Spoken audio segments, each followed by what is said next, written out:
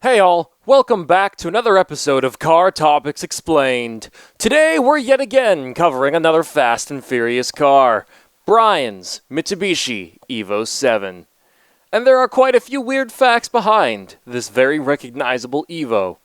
The first involves the fact that it is an Evo, and that it was in the US in 2002 when the movie was being filmed.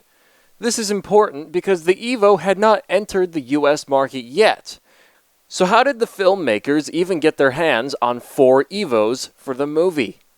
Well, the cars had originally been intended to be used by a rally team in Austria, but the cars were redirected to the US for use in the movie. This explains also why the cars were left-hand drive. Whether they had Austrian or Japanese VIN numbers, I have no idea. And because the Evo 7 wasn't going to be made for the US, but its successor, the Evo 8, would be, Mitsubishi asked the filmmakers to make the Evo 7s they were using to look like Evo 8s, which they tried to do by equipping them with custom taillights. And I can sort of understand why, since the Evo 7 was never going to be sold in the US, but then trying to make them look like the 8 seems a bit weird because the front ends of the cars look rather different to anyone that is paying attention. That said, I am very impressed they managed to source cars like R34 GTRs and Evo 7s for the movie. Both are cars that weren't made for the US domestic market, so they weren't common sights stateside. But I would have been very impressed if they had used cars that weren't even out yet. I say this because they were filming in 2002, and the Evo 8 model years start in 2003. So I think if they had done it, it would have been really cool to have some prototype chassis Evo 8 in the movie. Even if they weren't too heavily modified, it would have been a neat thing to see. But anyways, all 4 Evos shared the same aesthetic parts, but also had some other parts exclusive to them for different reasons. And as you're about to discover, nothing was done to the cars that significantly improved their performance in any way. For starters, each car had House of Color Candy Lime Gold paint, ARC GT2 style wings, custom Genera TYC taillights for the Evo 8 look, and Motegi Racing FF5 wheels with Toyo T1S tires wrapped around them. Each of the cars were also fitted with various apex gauges, tachometer, exhaust gas temperature, boost, etc. They also had Recaro seats, Sparco shift knobs, and a Clarion VZ509 player and a Pioneer head unit. I'm not sure what the part number is though. And before I move on, I'd just like to say it feels like the art on the sides of the Evos are inspired by the livery of the Signal Auto R34 GTR and Craig Lieberman's R34 GTR, which is inspired by the Signal Auto car. Oh, and by the way, Craig's R34 is what was used as the hero car for Brian's Skyline.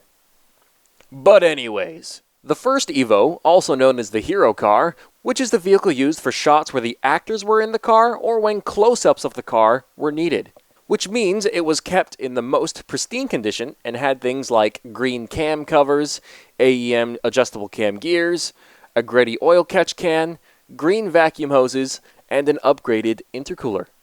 The hero car also had an HKS Stage 2 clutch and a Street Glow blue neon underglow kit. The second car, also known as Stunt Number 1, making it the main stunt car, is the only other car that had a neon underglow kit. The next car is another stunt car, which didn't have any noteworthy performance or aesthetic modifications that set it apart from the other cars, apart from the fact that it apparently did have a Rally Art engine management system.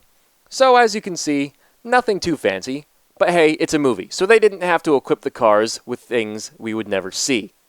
And before I move on, I know you are all going to ask me, how do I make my Evo sound like Brian's?